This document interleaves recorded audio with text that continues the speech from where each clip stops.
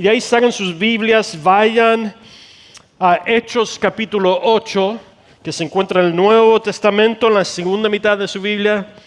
El libro de Hechos viene después de los 4 evangelios, Mateo, Marcos, Lucas y Juan. Así que si llega a uno de esos, sigue hacia la derecha. Si llega a Romanos, ha ido demasiado a la derecha, vuelve a la izquierda al libro de Hechos. Y el capítulo es el número grande, los versículos son los números pequeños. Vamos a estar en el capítulo 8. Hechos capítulo 8. Déjame darle un poquito de contexto esta mañana antes de leer lo que pasa aquí en Hechos capítulo 8. Cristo ya ha venido, ya ha caminado en su ministerio por el mundo en el primer siglo. Ya ha ido a la cruz y ha muerto, ha resucitado. Después Él ha caminado por la tierra otra vez después de haber resucitado por unos días y de ahí ha ascendido al cielo. Antes de ascender al cielo da un mandato a todos sus seguidores. Y este mandato se encuentra en Mateo capítulo 28. Vayan y hagan discípulos de todas las naciones, bautizándoles en nombre del Padre, del Hijo y del Espíritu Santo y enseñándoles en cómo deben de andar. Y ese es el mandato que Cristo nos dio a todos nosotros, sus seguidores. Y que hiciéramos ese mandato hasta que Él vuelva. Ese es el mandato. Esa es la razón por la cual Cristo, después de haber resucitado, no terminó con este mundo caído en ese instante. Cristo pudo habernos llevado al cielo en ese instante y no tuviéramos que vivir con este calor y humedad que es consecuencia del pecado, ¿no? De la caída del mundo. Pero no lo hizo. Y estas peticiones que se encuentran en su guía de alabanza demuestran que vivimos en un mundo caído. Porque aún hay enfermedad, aún hay necesidad, aún hay lucha y ese tipo de cosas. Y la razón por la cual Cristo no nos llevó inmediatamente al cielo es porque Él quiere salvar a la mayoría de las personas que pueda. Es más, la Biblia dice que es el deseo de Cristo que nadie se pierda, ni siquiera uno. Ese es el deseo, el corazón de Dios. Entonces nosotros estamos viviendo en este mundo caído gracias a la misericordia y la gracia de Dios. Porque cada día que nosotros seguimos viviendo en este mundo caído es otro día, otra oportunidad para aquel que aún no se ha entregado al señorío de Cristo y ha recibido salvación, que lo pueda hacer. Entonces el mandato a nosotros, para todos nosotros hasta que Cristo vuelva, es que nosotros vivamos el resto de nuestras vidas en este mundo antes de que Él vuelva o yo muera. Mi existencia es que yo exista para llevar y declarar el Evangelio, la buena noticia de que Cristo ha muerto para nuestros pecados, quiere salvar a todo el mundo y quiere hacer de nosotros creación nueva, que salgamos de la muerte, resucitado en nueva creación, sanados, limpios por el poder del Espíritu Santo, ya no más como pecador, sino como hijo o hija adoptada de Cristo. Esa es la palabra de Dios.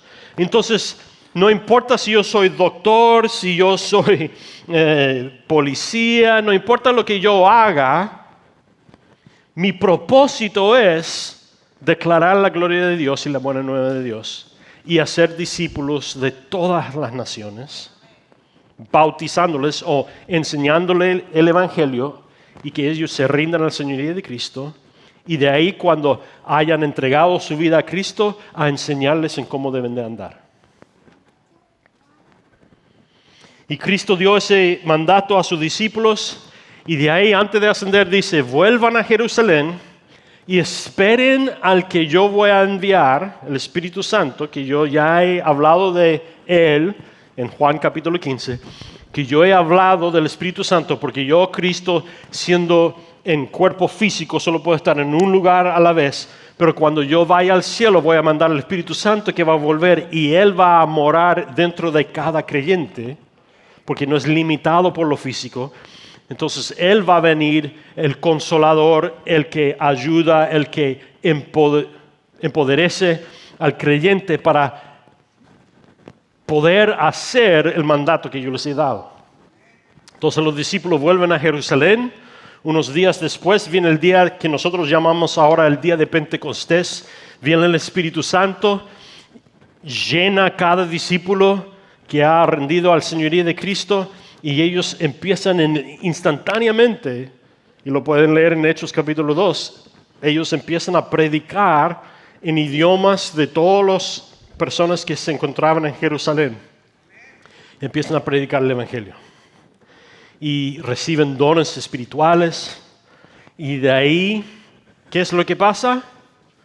Lo que pasa muchas veces en la iglesia. Dios empezó a añadir diariamente los que se estaban salvando a su familia. Bellísimo. Es más, Pedro sale y predica inspirado, llenado por el Espíritu Santo, y más de 1,000 personas, 2,000 personas se añaden al número, los que creían en Cristo, y diariamente Dios estaba añadiendo a su número. Entonces, como lo que pasa a menudo en la naturaleza humana, ellos ¿qué hicieron? ¿Fueron a todas las naciones a predicar el Evangelio? No. ¿Qué fue lo que hicieron? Empezaron a crecer la iglesia en Jerusalén. Y llegamos a Hechos capítulo 8 y vemos que los discípulos no han ido a toda la tierra a llevar el Evangelio como Cristo le ha mandado. ¿Por qué? Se están salvando gente en Jerusalén cada día. Mejor creamos y crezcamos como una iglesia, y la primera, en inglés los llamamos mega church, no sé cómo los llaman en español. Las iglesias grandes. Primera iglesia grande en la historia del mundo empieza en Jerusalén. Y son miles los miembros. Pero ese no era el mandato que Cristo les había dado. Sí, pero Dios, estamos discipulando, estamos enseñando, estamos comiendo juntos. Si leen Hechos capítulo 2, comían juntos, oraban juntos, alababan juntos. Es tan numerosa la iglesia en Jerusalén que está creciendo que hasta el imperio romano se empieza a fijar. Vamos a tener que hacer algo con estos cristianos, porque están creciendo demasiado rápidamente, y si no tratamos con ellos vamos a tener problemas en Jerusalén.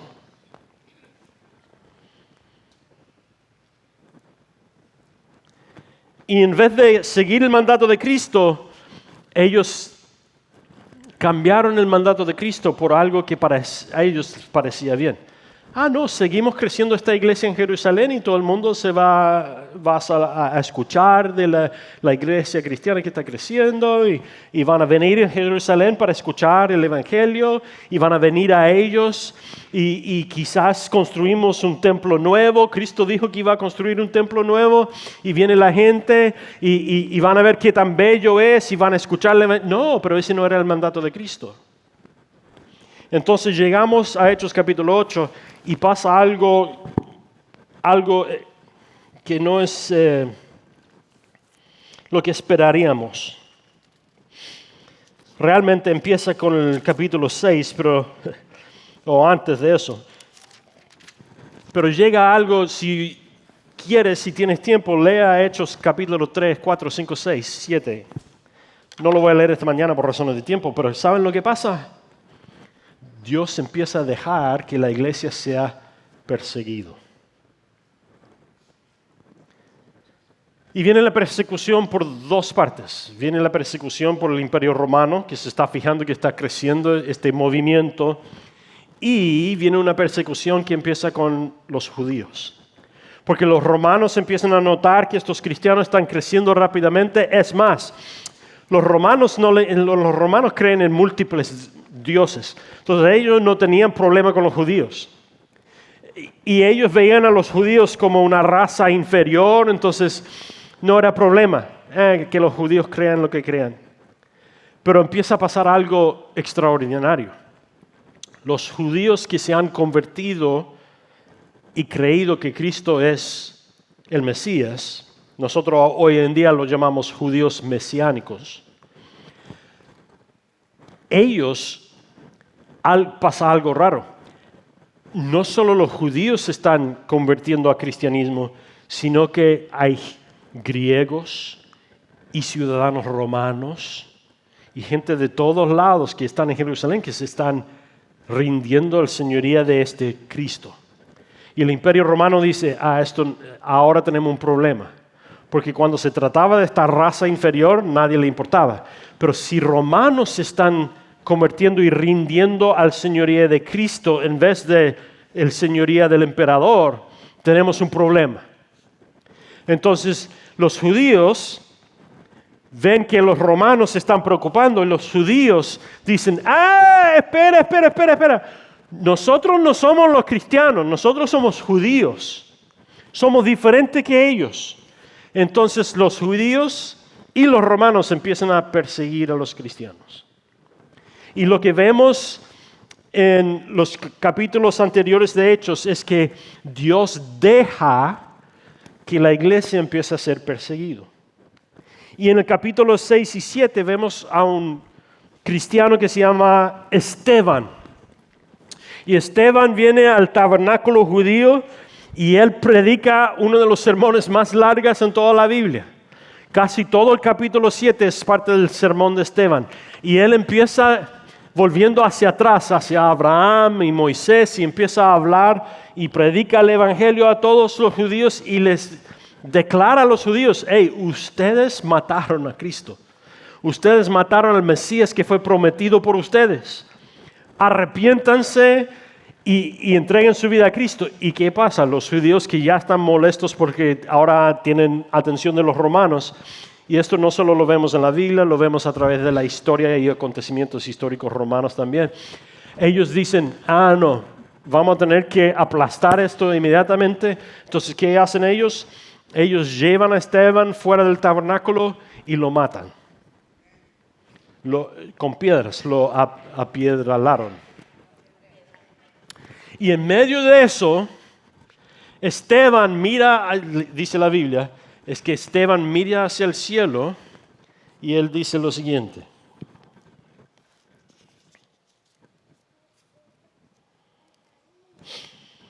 Versículo 55 del capítulo 7. Pero Esteban, lleno del Espíritu Santo, levantó los ojos al cielo y vio la gloria de Dios y a Jesús, y en el idioma original, en el griego dice Hechos, que ve a Jesús parado al lado del trono de Dios. Y eso es importante.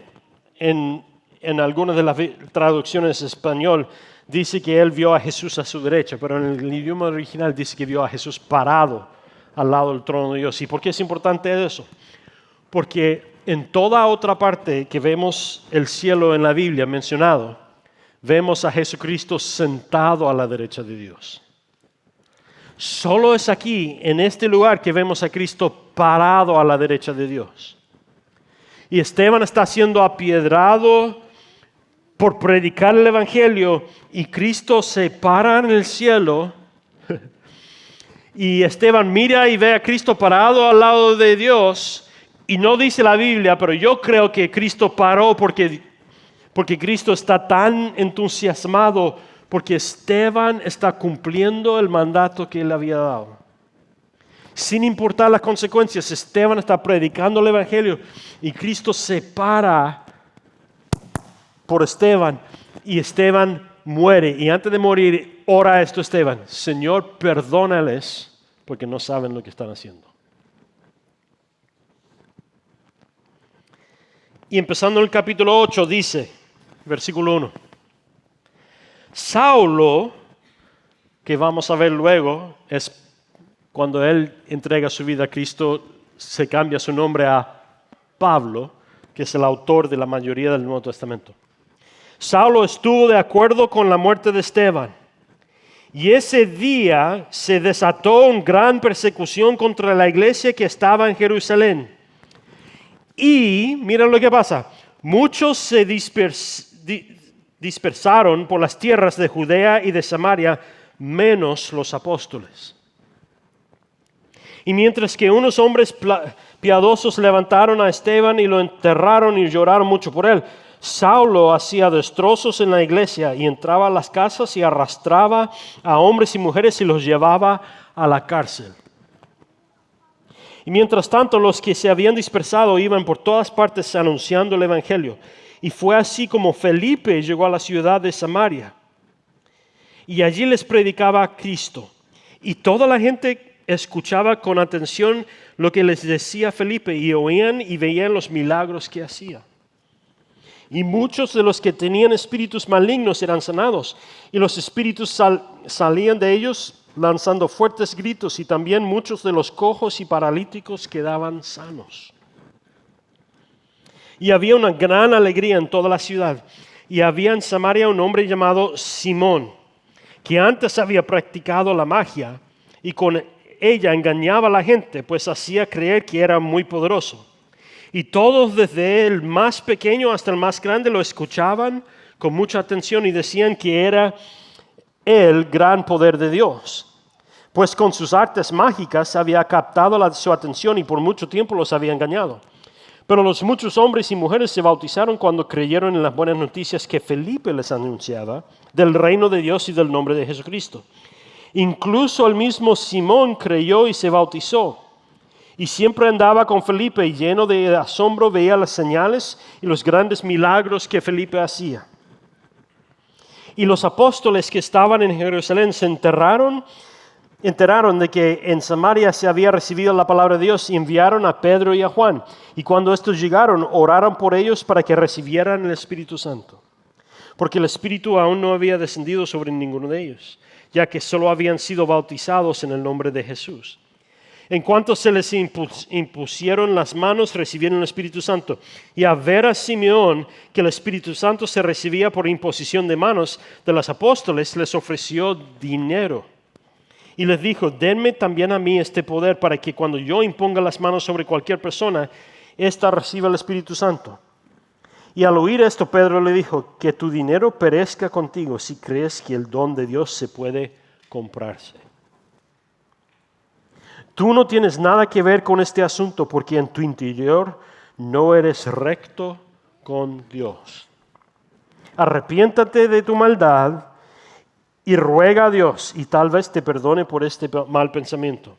Pero lo que veo, estás en manos de la amargura y la maldad. Y Simón respondió, rueguen por mí al Señor para que no me sobrevenga nada de lo que han dicho.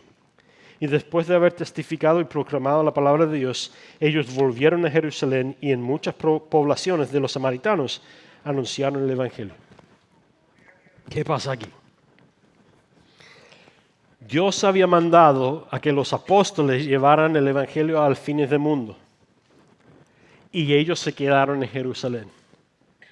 Entonces, ¿qué es lo que hace Dios? Dios manda persecución a la iglesia para dispersar a los cristianos y que lleven el Evangelio a lugares donde todavía no existía. Y vemos a Felipe, uno de ellos que va a Samaria y él empieza a predicar y al predicar el Evangelio el Espíritu Santo lo llena y él empieza a liberar a los que estaban poseídos por demonios, a orar por los enfermos y ellos se sanaban.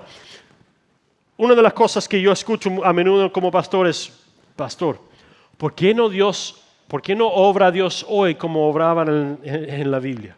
¿Por qué no vemos los milagros y las cosas que pasan como pasan en la Biblia? Quizás una de las razones por la cual tú no has visto Dios obrar milagrosamente en y a través de ti es que quizás una de las razones es porque tú eres como el apóstol en Jerusalén. Noten, Dios se demostró poderosamente cuando el que seguía a Dios cumplía la misión que Dios le había dado. En otras palabras, Felipe es usado para sanar, para liberar y para predicar cuando él deja Jerusalén y va a cumplir la misión que Dios le había dado de ir y hacer discípulos de todas las naciones. Y al caminar en lo que Cristo había mandado de ellos, es entonces cuando el Espíritu Santo lo llena a él y a través de él obra milagrosamente para la gloria de Cristo, no de Felipe. Y quizás una de las razones por la cual tú y yo no vemos milagros a menudo es porque muchas veces nosotros nos ponemos y es naturaleza humana, nos ponemos confortables. Y vemos a nuestra relación con Cristo como parte de nuestra vida. Incluso en las iglesias los predicamos muchas veces así. Invita a Cristo en tu corazón y serás salvo. El problema con eso es que no aparece en la Biblia. La salvación no viene por invitar a Cristo en tu corazón. Pablo, el que se llamaba Saulo en esta historia, luego cuando él se convierte, se llama Pablo, y él escribe luego que la salvación viene cuando tú y yo declaramos con nuestra boca que Jesucristo es Señor. No solo cuando creemos que es Señor, sino que cuando declaramos que Él es Señor. Cuando rindo mi vida al señorío de Cristo, ahí es cuando soy salvo. Y cuando camino en el llamado que Dios me ha dado, es cuando voy a ver a Dios obrar poderosamente en mi vida y a través de mi vida. Pero muchos de nosotros, igual como los apóstoles originales, nos ponemos confortables. Invitamos a que Dios sea parte de nuestra vida. Dios, entra en mi corazón. Dios, esto es mi trabajo, este es mi hogar. Ven y bendiga mi vida. En vez de Dios, aquí estoy yo, ten mi vida y haz lo que quieres con ella. No. Dios, yo soy Señor. Yo quiero que tú me salves del infierno y quiero que bendigas mis deseos y mi vida tal cual como es. ¿Ven la diferencia? Cuando yo invito a Dios a que sea parte de mi vida, yo estoy poniendo límites a cómo Dios se va a demostrar en poder en y a través de mi vida. Pero cuando yo digo, Dios, tú eres Dios, y yo rindo mi vida para tus deseos, ahí es cuando Dios dice, ok, te voy a llenar con mi Espíritu Santo y voy a obrar en y a través de ti, porque solo cuando yo estoy rendido a sus deseos, Él va a recibir toda la gloria. Y Felipe, después de que viene persecución en la iglesia, ellos salen arrancando y se dispersan por todo el mundo. Y Felipe llega a Samaria, empieza a predicar el evangelio, la gente se empieza a salvar, igual como en Jerusalén, gente se está salvando. Con números tan grandes que el mundo empieza a reconocer que está pasando algo aquí. Y viene este mago Simeón que engañaba a la gente, que realmente no es mago, y viene y ve que el Espíritu en Felipe y luego en Pedro y Juan cuando llegan ellos, que el Espíritu está obrando milagrosamente, y él dice, yo quiero un poco de eso, yo me voy a bautizar, yo voy a clamar ser cristiano. Y la diferencia es que Felipe lo hace tal cual como expliqué. Cristo, yo quiero que seas parte de mi vida también. Es más, después de declararse cristiano y después de bautizarse, aun cuando no había rendido su vida al señorío de Cristo, como Pedro luego explica, después de eso él dice, hey, yo quiero que ustedes oren para que yo reciba el poder que ustedes tengan también, para que cuando yo ponga mis manos sobre la gente, yo pueda esparcir el Espíritu Santo tal cual como ustedes. Es más, ¿cuánto quieren para recibir esto? ¿No? Y Pedro le dice, no se trata de dinero, hombre. Tú no tienes el Espíritu Santo porque tú lo que quieres es que Dios sea parte de tu vida. Y tú quieres usar a Dios para ganancia financiera en tu reino. Deja eso y ruega que el Señor te perdone y sane tu interior, y quizás verás lo que Dios hará contigo. Mira, la realidad es que la semana pasada yo anuncié algo que yo nunca pensé que anunciaría. Y muchos de ustedes salieron de aquí preguntando, hey, ¿qué va a pasar con todo esto? Pero la realidad es que yo soy simplemente un hombre. si algo que yo he predicado en los últimos 13 años te ha tocado a ti, no soy yo. Es Él. Es el Espíritu Santo que ha hablado a través de mí. Pero no hay nada aquí en mí que ustedes no tienen acceso a eso. Porque el mismo Espíritu que está en mí, está en ti.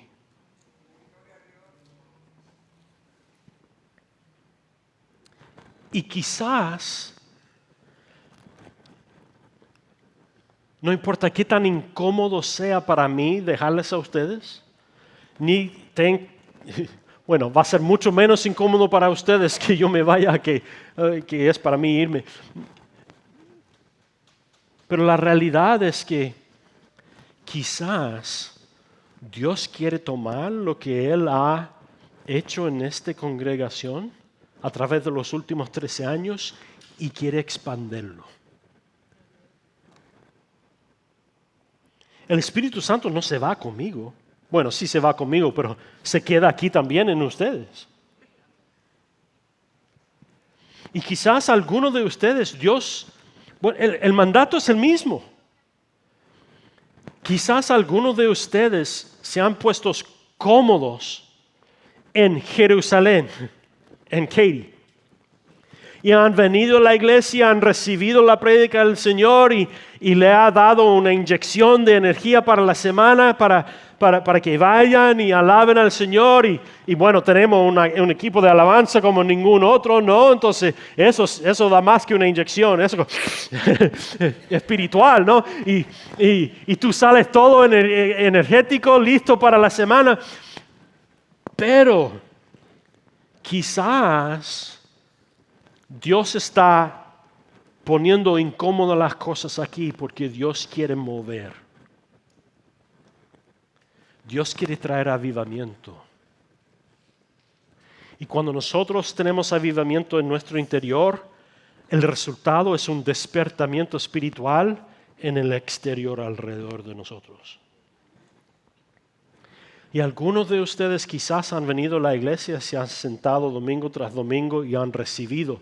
Y quizás Dios le está llamando a que den. No estoy hablando de dinero, estoy hablando del Evangelio. En vez de decir a ese compañero, hey, yo voy a esta iglesia, tú tienes que venir y escuchar a este pastor que cuando predique. No. No releguen ese poder a mí. En vez de eso, quizás Dios me está quitando a mí para que usted vaya al trabajo y digan, hey, Dios está obrando en mi vida. Y déjame decirte lo que Dios está haciendo en mi vida porque quiere hacerlo en tu vida también. Y quizás Dios quiere que tú empieces a orar en el trabajo y cuando el compañero está enfermo, hey, déjame orar por ti. Porque mi Cristo puede hacer cosas en tu vida. O quizás ese vecino que siempre se burla de ti cuando tú vienes a la iglesia y él está en casa mirando el fútbol, ¿no? Y tú vienes a la iglesia. Yo lo veo todos los domingos. Yo salgo de aquí manejando para la casa y yo paso por el parque. ¿Cómo se llama el parque ahí en Barker Cypress y Colin Park? Y los domingos está lleno. Hay miles de latinos que están ahí. Porque los domingos yo salgo de aquí manejando para la casa, yo paso por ahí y no hay 1 metro cuadrado de pasto que no tiene alguien ahí. O están jugando fútbol, o están sentados comiendo un asado, mirando al hombre jugar fútbol, ¿no? Y los niños están corriendo por ahí y literalmente son miles de hispanos. Todos los domingos. Que están sentados ahí y quizás Dios está llamándote a ti a salir de aquí y empezar a ir a tu compañero y cuando se están burlando de ti que tú vienes a la iglesia en vez de ir al parque, al asado y a jugar fútbol con ellos, tú le dices a él, hey, yo voy a la iglesia porque yo tengo un encuentro con el Dios vivo. ¿Qué está? No. Mi vida ha sido cambiado. Déjame explicarte un poco de lo que Dios ha hecho en mi vida. Y veamos cómo el avivamiento dentro de ti se convierte en despertamiento en ellos espiritual. Nosotros podemos ver las próximas semanas y lo que pasa. La realidad es que yo no sé lo que va a pasar con Norte. Han sido unos meses complicados. Algunos de ustedes estuvieron aquí cuando el liderazgo de Grace estaba contemplando cancelar este servicio. Yo no sé lo que va a pasar. Y nosotros tenemos una decisión que tomar.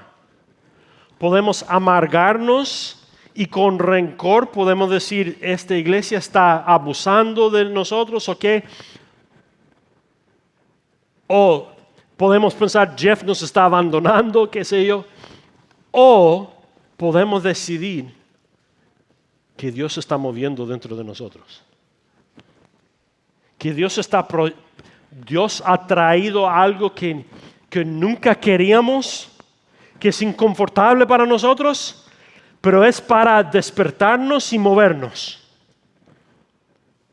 Entonces la semana pasada, y van a estar ahí igual, yo creo esta semana, entregamos estaba el equipo de liderazgo allá afuera con un papelito que tenía un QR code para que ustedes le pudieran hacer preguntas a ellos. ¿Qué es lo que va a pasar con el futuro de nosotros? Y ellos están ahí para hablarles e informarles de día a día, semana a semana, las decisiones que está tomando el liderazgo. Yo les sugiero que hablen con ellos.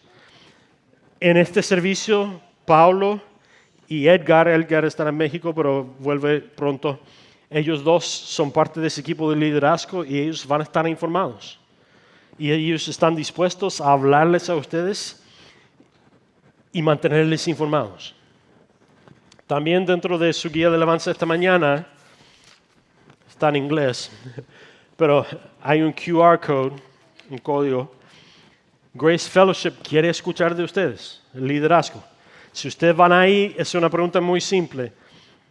Algo como, ¿qué quieres tú del futuro de esta congregación? Si es hablando con el equipo de liderazgo de esta congregación o si es hablando con el liderazgo de Grace Fellowship total, no importa cuál de los dos, lo que yo sugiero es que nosotros empecemos un proceso de oración y busquemos el deseo de Dios.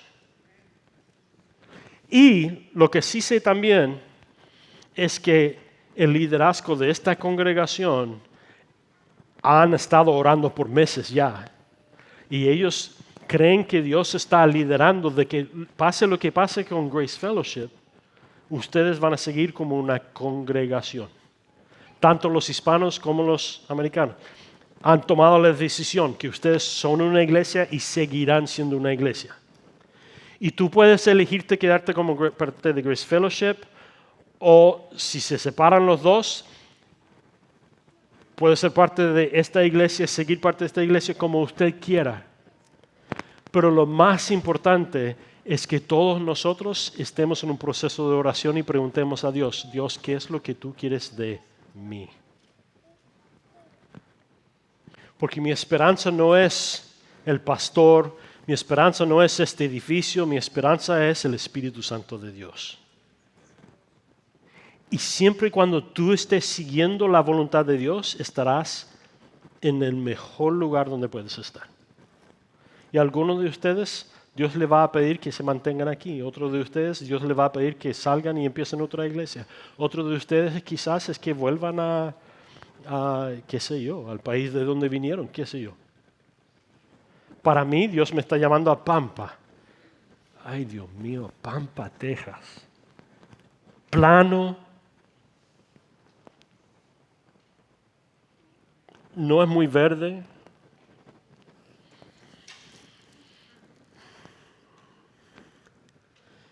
Y la realidad es que yo no quiero dejarles a ustedes. Con Pablo empezamos, y con Olga, y con Luis, ¿no? Nosotros empezamos en una escuela, en un gimnasio, cuando éramos 20. Y mira lo que Dios ha hecho a través de los años. Yo no quiero dejar eso. Pero más de eso, yo quiero estar en la voluntad de Dios. Entonces, si Dios me está llamando a irme, mejor que me voy. Y mejor para ustedes que me vaya.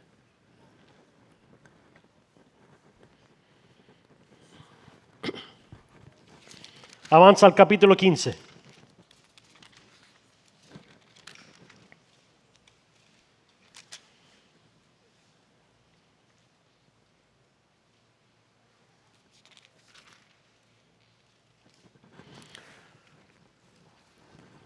Solo son un par de capítulos después, pero han pasado meses.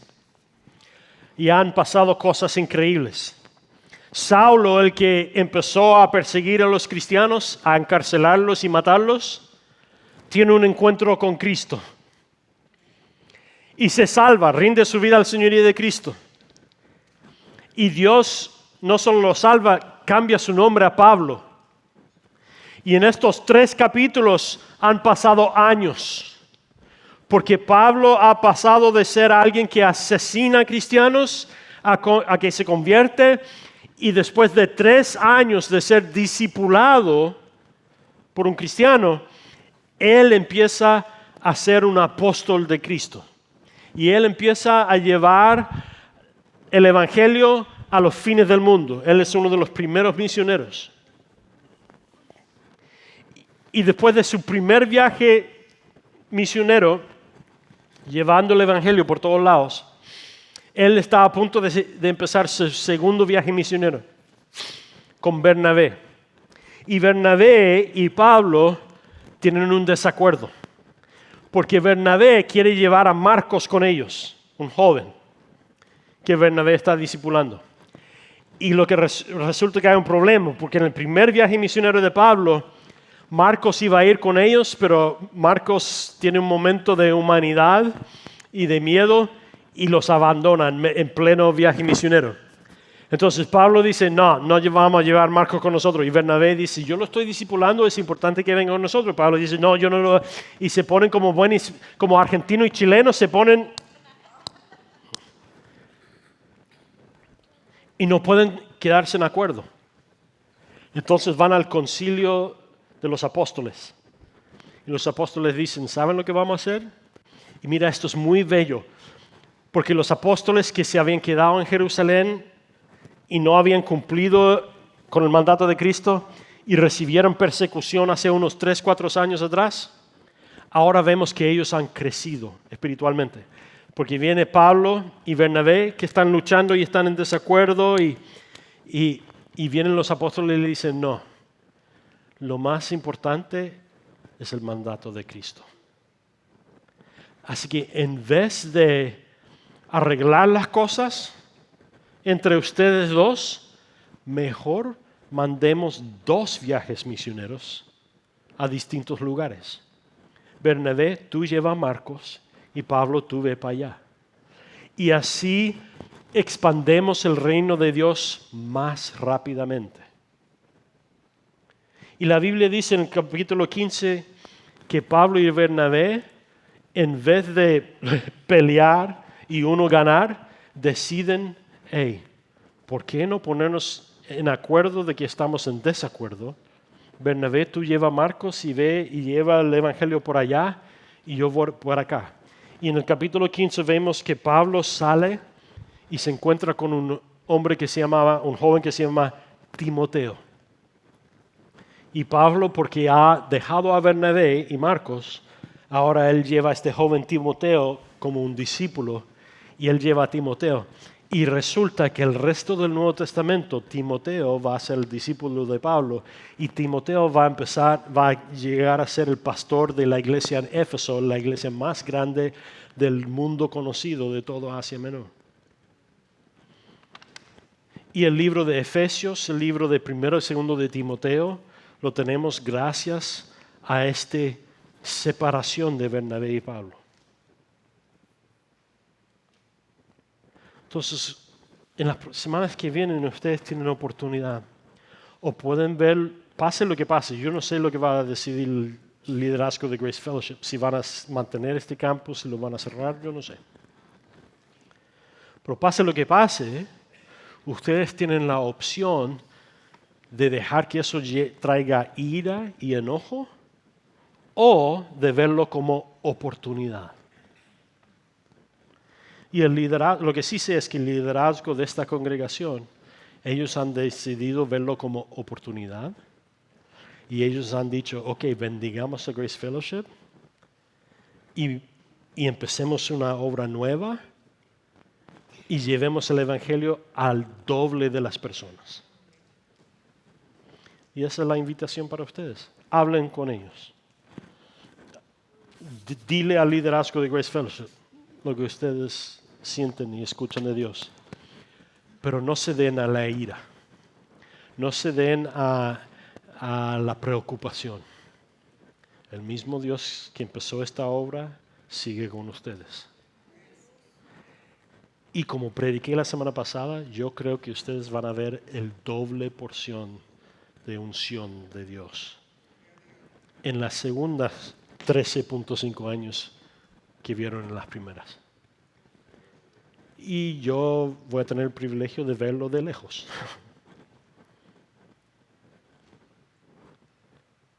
Así es como pasa la cosa, ¿no?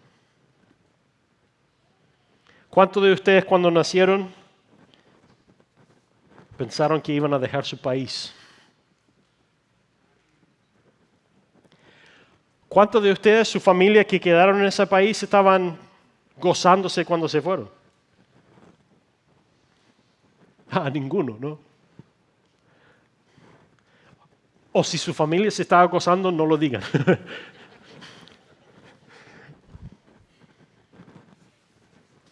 Pero mira la bendición que ha venido y que sigue viniendo, ¿no? Algunos de ustedes encontraron al Señor aquí, en un país nuevo. Gloria a Dios.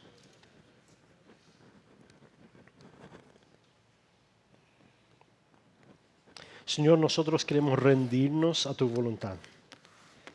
Señor, que seamos tus siervos que están fielmente llevando el Evangelio a cada lugar que nos llevas. Que veamos el llamado de hacer discípulos y enseñar en cómo deben de andar como lo más importante de todo lo que hacemos. Para que ese día cuando muramos o vuelva tu Hijo Jesucristo, no se pueda decir de ninguno de nosotros que vivimos nuestra vida para nuestro propio placer y nuestro propio honor. Que no se pueda decir de nosotros que tuvimos compañeros o vecinos o amigos que vivieron juntos con nosotros, pero nunca escucharon el Evangelio de nosotros. No, Señor, que sea lo contrario, que cuando nosotros lleguemos al cielo, veamos la multitud de personas que están ahí con nosotros gracias al hecho de que nosotros fuimos dispuestos a cumplir el mandato que tú nos diste, de compartir tu amor, tu misericordia, tu gracia con todo aquel con quien nos encontramos. Para que el fruto de tu evangelio sea manifestado en ellos y se ha expandido el evangelio en y a través de ellos también. Señor, manda el poder de tu Espíritu Santo sobre nosotros para saber tu voluntad y cumplir tu voluntad. Y Señor, no importa lo que venga en el futuro, declaramos nosotros hoy día que te seguiremos a ti en todo lo que sea. Para ti sea toda la gloria y toda la honra. En el nombre de Cristo pedimos. Amén.